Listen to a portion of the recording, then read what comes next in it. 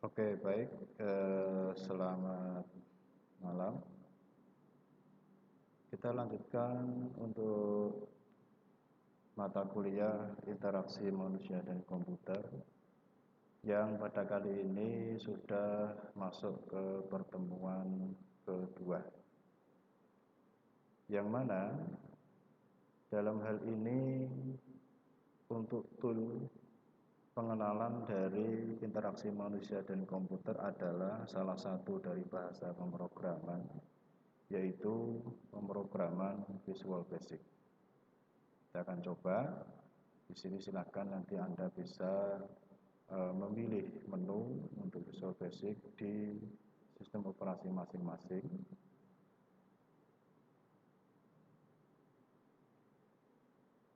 Awal kita membuka Visual Basic, di sini ada jendela welcome screen, yang mana di sini ada pilihan untuk membuat project.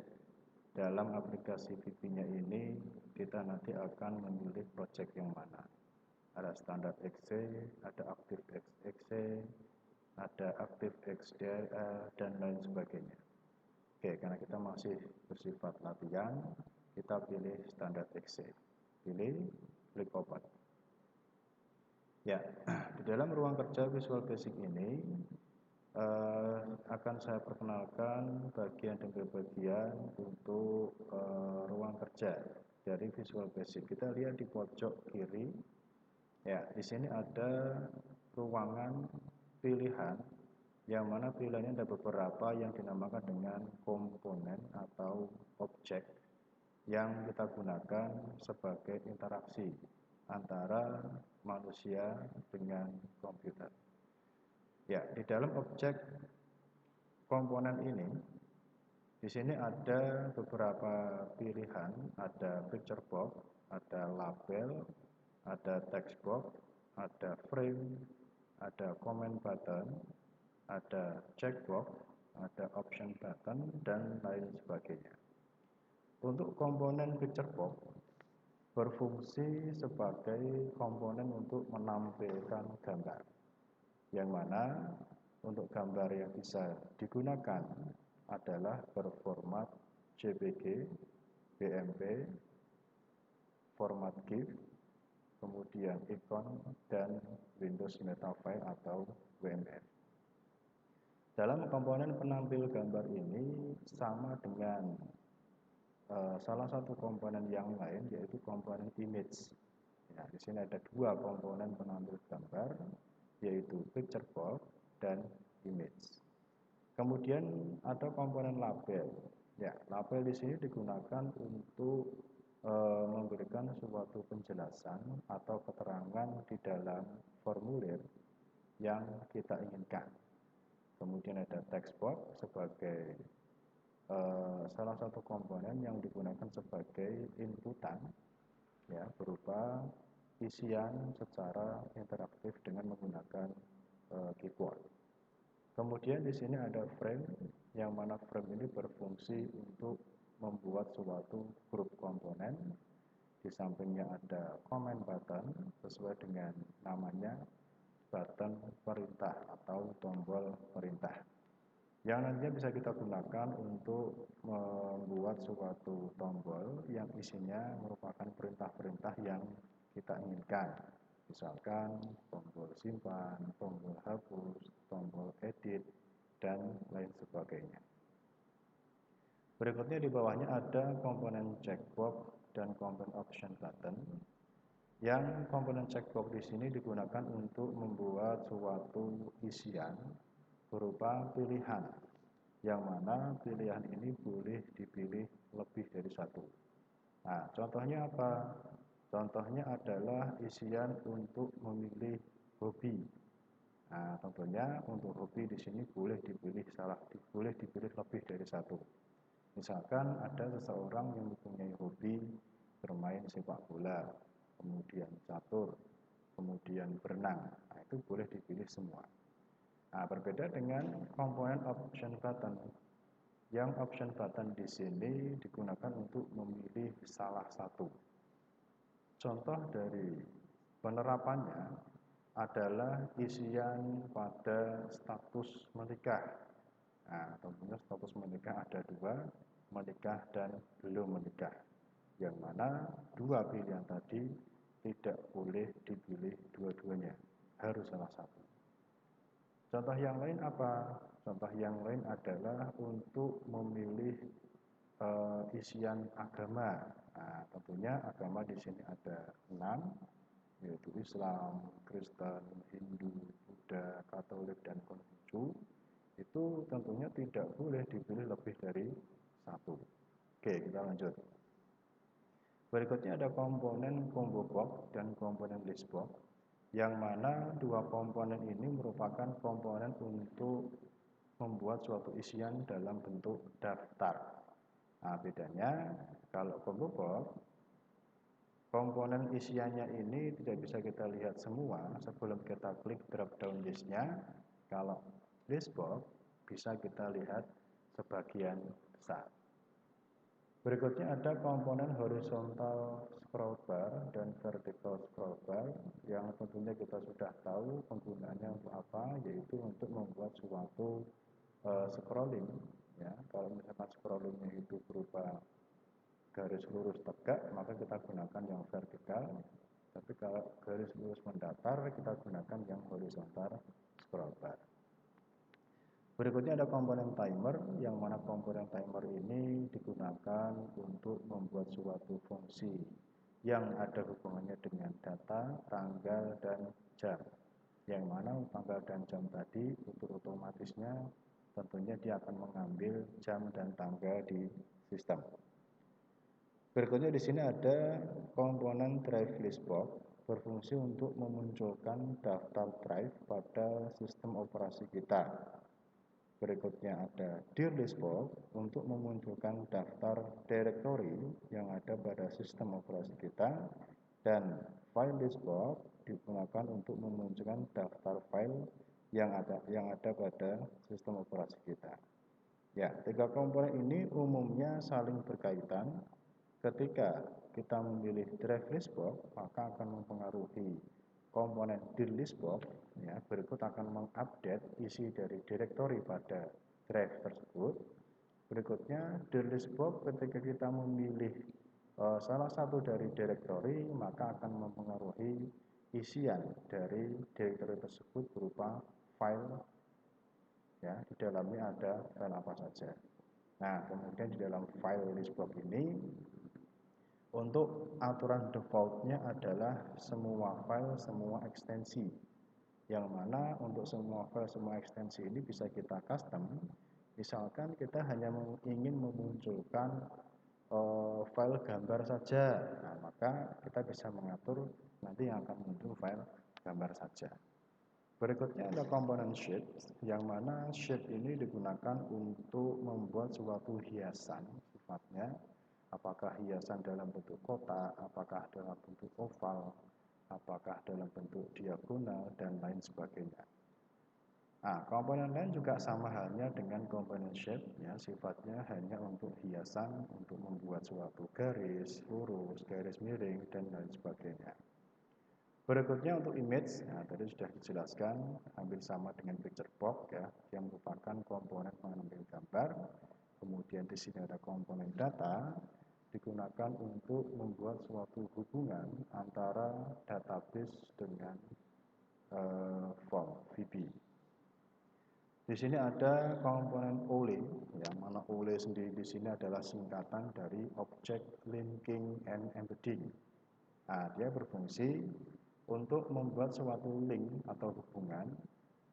Jikalau misalkan dalam aplikasi kita ini membutuhkan file dari luar, misalkan Excel, yang akan kita olah di form VB, itu sangat memungkinkan sekali. Ya, barusan kita telah mengenal semua komponen, ya, dengan pilihan project standar exe, ya. Kemudian di sini ada formulir. Nah, jadi setiap kali kita membuka form VB, kita diberikan modal satu formulir dan satu kode program atau satu ruangan untuk menuliskan kode program. Ya, terus di pojok kanan atas di sini ada yang namanya Project Explore. yang mana fungsi dari Project Explore adalah untuk mengeksplorasi isi dari project kita, yang kedepannya untuk pemrograman lebih lanjut sangat memungkinkan sekali di dalam satu project itu ada lebih dari satu formulir ataupun objek-objek yang lain.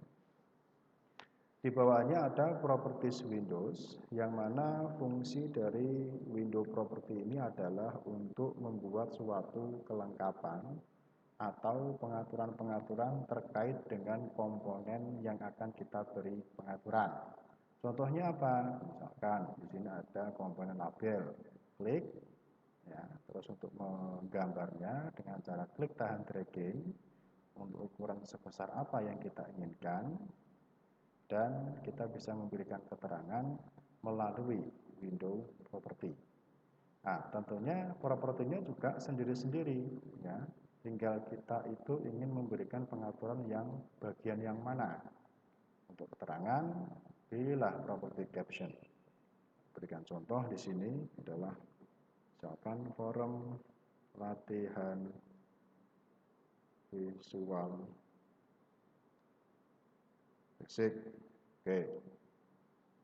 Untuk pengaturan yang lain, ya masih banyak di sini, ya dengan garis besarnya adalah untuk pengaturan tiap-tiap komponen, ya propertinya adalah sendiri-sendiri. Nah, contoh di sini saya akan mengatur ini. Form latihan Visual Basic ini keterangannya kok kurang besar. Nah, kita bisa mengarahkan ke properti form, kita pilih fontnya, kemudian kita pilih ya jenis font yang kita inginkan. Kemudian lanjut ya untuk font stylenya seperti apa dan ukurannya seberapa besar. Kalau sudah kita pilih OK, ya, maka akan diterapkan pada komponen yang terpilih. Berikutnya untuk pengaturan warna, nah ini hanya contoh saja, kita pilih warna, ada warna palet, ada sistem, kita bisa memilih salah satu, kemudian kita pilih warna yang kita inginkan, ya maka akan diterapkan dalam komponen yang kita pilih. Baik, terus secara garis besar bahwa ya ini di sini ada Project Explore yang mana di sini ada beberapa tombol untuk switch ya antara view object ya dan view code, yang tiap-tiap objek form itu pasti memiliki satu ruangan untuk menuliskan kode program. Baik, saya akan memberikan sedikit contoh yang dinamakan dengan interaksi manusia dengan komputer. Bahwa di sini ada form latihan Visual Basic, terus kemudian ini akan saya uji coba. Ya, kira-kira nanti kalau saya jalankan tuh bentuknya seperti apa. Nah, maka kita bisa memilih menu Run, kemudian pilih Start. Ya, atau dengan menekan tombol F5 ya untuk menjalankan desain form yang kita kerjakan tadi, atau di sini ada toolbarnya, tinggal kita pilih start, ya dia sudah dalam keadaan berjalan. Oke, kita ulangi, klik tombol start, ya dia sudah dalam keadaan berjalan. Oke, kemudian di dalamnya saya ingin menambahkan tombol, misalkan di pojok kanan bawah, tombol keluar. Oke, silakan masuk ke view object atau klik 2 kali form satunya atau form yang kita inginkan. Nah, kita bisa memilih tombol ya atau komponen yang kita inginkan, comment button misalkan. Klik tahan dragging, ya besarnya sebesar apa yang kita inginkan. Kemudian kita bisa memberikan keterangan, misalnya kecil saja biar ya, sedikit hemat. Ya, keterangan dari tombol ini akan saya buat misalkan keluar. Oke, bisa kita tekan enter. Terus kemudian di dalam tombol keluar ini saya ingin memerintahkan. Nah, ini kalau saya jalankan pun belum bisa ngapa-ngapain ini untuk tombol ini. Karena apa? Karena belum kita berikan perintah. Ya, saya ulangi, belum kita berikan perintah. Oke, perintah untuk menutup aplikasi di dalam Visual Basic, ya, maka kita bisa memberikan perintah di dalam tombol ini, ya, seperti keterangan di pertemuan pertama kemarin bahwa aplikasi Visual Basic ini bersifat event driven programming, yang mana VB akan menjalankan perintah-perintah yang kita berikan ya sesuai dengan prosedur event. Ya, prosedur event itu apa? Nah, misalkan tombolnya ini saya klik, maka eventnya adalah tombol keluar pada saat saya klik. Oke, saya akan klik 2 kali tombol keluar ini. Ya, di sini akan masuk ke dalam event prosedur private sub command 1 klik. Ya, artinya di dalam tombol yang akan mendapatkan event klik nantinya, maka akan menjalankan beberapa perintah di sini. Contohnya adalah perintah keluar. Nah, perintah keluar di sini adalah perintah END. Cukup. Oke, kita uji coba. Saya jalankan dengan memilih tombol run. Ya, sudah berjalan. Kemudian saya akan menekan tombol keluar. Ya, seperti itu. Ya, pemirsa. Ya, sekali lagi kita pilih keluar. Oke. Contoh yang lain. Misalkan dalam tombol keluar ini setelah saya run, saya jalankan, saya menginginkan adanya suatu pesan ya, sebelum aplikasi berakhir. Apakah ucapan terima kasih ataukah sampai jumpa lagi ataukah apa? Oke, kita coba. Ya, sebelum perintah N ini dijalankan, maka saya akan memberikan suatu pesan. Ya, saya akan memerintahkan dalam tombol ini untuk memunculkan pesan.